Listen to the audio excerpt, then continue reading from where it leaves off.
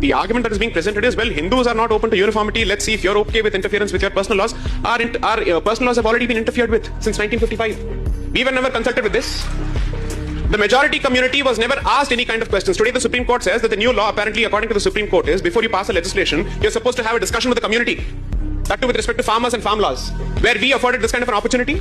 If that is not the case, you're actually speaking with a victim majority here, which is already suffering the consequences of Nehru's forcible introduction of the Hindu Code in the 1950s. So, I don't think anybody has the moral authority to pontificate to Hindus with respect to state intervention. If there is a community in this country that has been constantly interfered with by the state, regardless of who's in power, it is the Hindu community. That is a fact. Whichever government is interested in discussing Uniform Civil Code must actually drop the discussion on the Uniform Civil Code and must grow a spine to discuss the issue of Muslim exceptionalism. Most importantly, what is the realm in which the state wants to operate here? Is it saying that we will change the way you read the Kalma? Is it saying that notwithstanding the fact there is a law with respect to decibel levels and the number of times you can actually shout on the rooftops, nobody is following it, right? The state is only asking for intervention with respect to three sensitive areas: gender justice, pedophilia, that's what I would call it, and three is with respect to succession.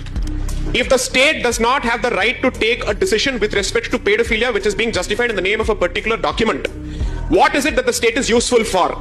And what would you call such a state? I would call such a state a soft state, because it constantly buckles and bends the moment somebody comes out on the street.